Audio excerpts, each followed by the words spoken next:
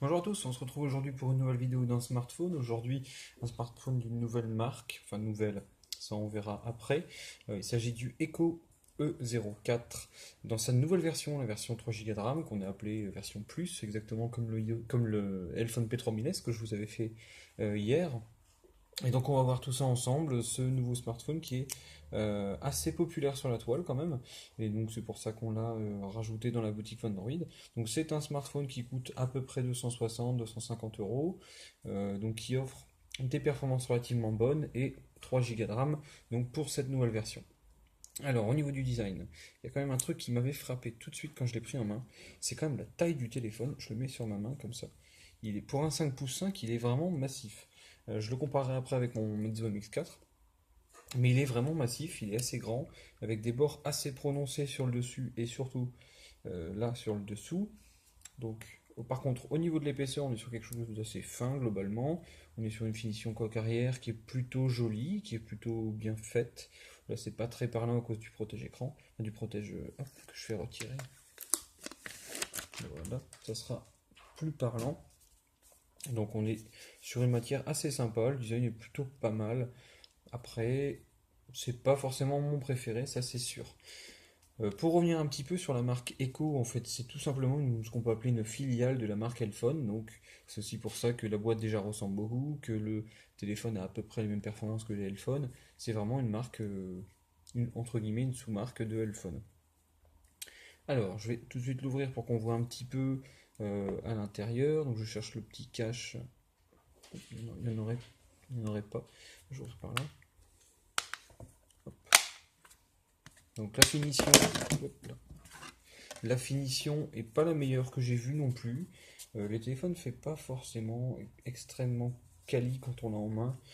Je l'ai trouvé juste correct, hein. Une fois ouvert, on a une batterie, vraiment une batterie générique, hein, qui n'est même pas logotée, enfin qui a juste le petit logo Echo, mais qui fait vraiment batterie générique de fabrication. Donc une fois qu'on la retire, donc on voit qu'elle fait 3000 mAh. Vous avez pour le reste deux emplacements pour carte SIM et un emplacement micro SD, sinon rien de très très intéressant, très particulier. Vous avez un capteur ici qui fait 16 millions de pixels. Bon, on remettra ça en doute. C'est très certainement un 13 millions de pixels interpolés. Voilà. Donc une fois fermé, donc la coque se clipse plutôt pas mal. Après, comme j'ai dit, hein, c'est pas le téléphone que je trouve le mieux fini, ou le plus beau en tout cas du moment, ça c'est sûr. Je pencherai plus sur d'autres modèles.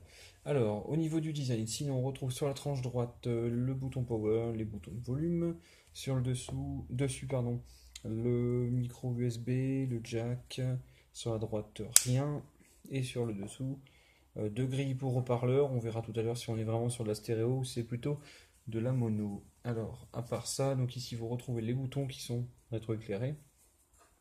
Là, je vais le rallumer donc on le verra. Et ici vous avez un bouton, hop, le bouton menu avec le capteur d'empreinte digitale dedans, puisque ce smartphone dispose d'un capteur d'empreinte digitale, c'est la grande mode. Hop, donc le téléphone va s'allumer.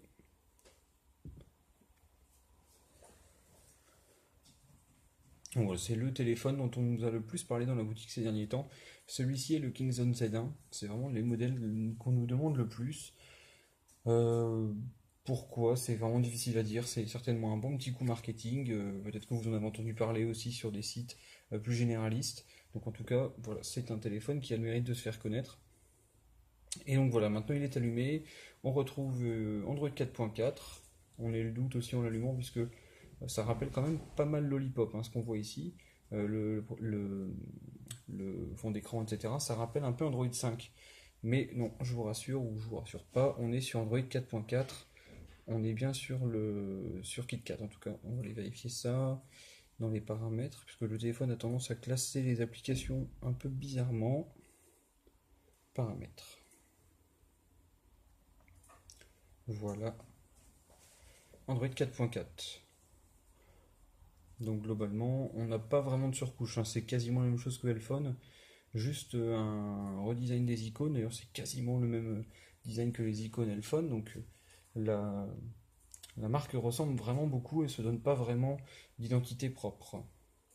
Alors, au niveau des applications, etc., donc on retrouve les applications habituelles, on a le Play Store qui est ici, on a Google Maps, on a YouTube, on a certainement Gmail aussi qui doit être dans le coin, Google Drive, donc on est assez complet.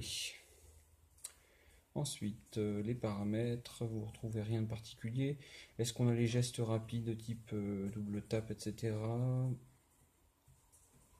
Ben, j'ai l'impression que non. Ça serait assez étonnant parce que c'est quelque chose qui est quasiment toujours inclus maintenant, même sur les Lphones, on le retrouve. Donc, est-ce qu'on a le double tap? Ben, j'ai pas l'impression, hein. Ouais, j'ai pas l'impression. Donc, pas de geste rapide visiblement sur cet Echo Aurora. Alors, au niveau des performances, on va regarder avec Antutu le score, donc historique. Et on a un score à quasiment 40 000 points. Donc, vous verrez de toute façon la bécane hein, embarquée, c'est toujours plus ou moins la même. On est sur le même octa-core que le Lphone que je vous avais testé hier, c'est-à-dire donc le MT6752, donc l'octa-core 64 bits. Alors, info. Hop. Oh, l'application a planté, tiens, c'est assez rare venant d'Antutu. Donc au niveau... Bon, décidément, il ne veut vraiment pas. Donc, ah, ça y est. Donc on est bien sur le Echo E04, donc 3 Go de RAM. Vous avez le processeur que j'ai cité auparavant, c'est-à-dire le MT6752 avec la puce Mali T760. Donc c'est quand même plutôt pas mal, hein. Vous êtes dans le moyen haut au niveau des performances. Sachant que je vous ai dit on est à 40 000. Donc 40 000 c'est à peu près le Galaxy S5. Donc c'est quand même pas mal du tout. C'était quasiment l'un des meilleurs téléphones de l'année dernière.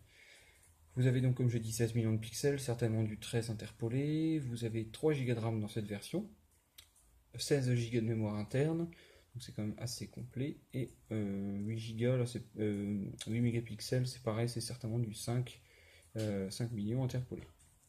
Sinon, pour le reste, rien de très intéressant, rien de très différent.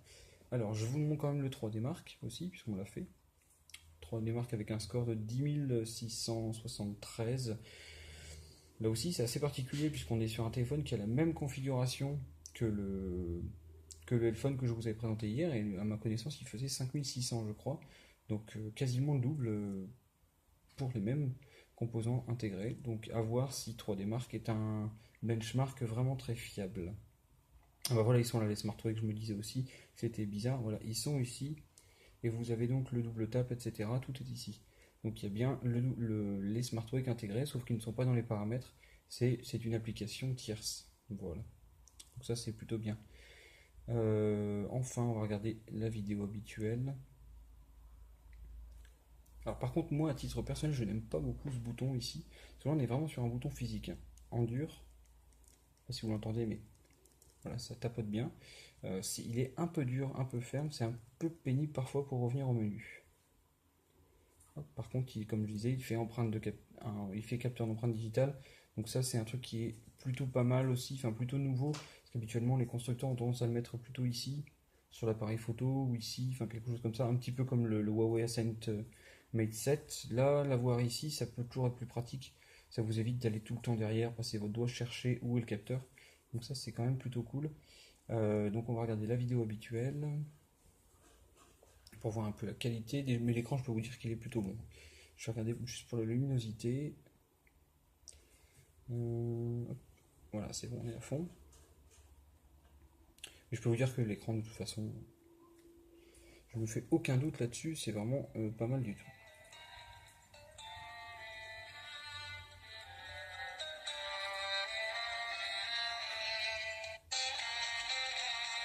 Le son est pas extraordinaire. Par contre, l'image est pas mal. On est sur un bel écran Full HD quand même. On est pas mal, c'est assez lumineux, c'est contrasté. Donc pour le multimédia, ça pourra être plutôt pas mal.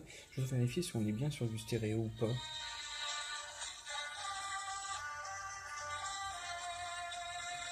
Non. J'ai l'impression que seul le haut-parleur ici donne vraiment du son, l'autre ne sert pas vraiment.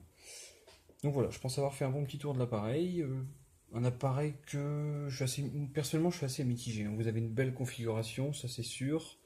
Euh, faut aimer son design. Moi je le trouve assez particulier. J'aime pas forcément vraiment ce design. Mais bon, peut-être qu'il plaira. En tout cas, la configuration et le rapport qualité-prix sont excellents, ça c'est sûr. Mais bon, par rapport à d'autres modèles, je sais pas si c'est celui-là que je vous conseillerais le plus. C'est une valeur sûre, hein, ça c'est certain, niveau config, etc. Il est complet. Par contre, c'est vraiment son design et sa finition qu'il faudra aimer.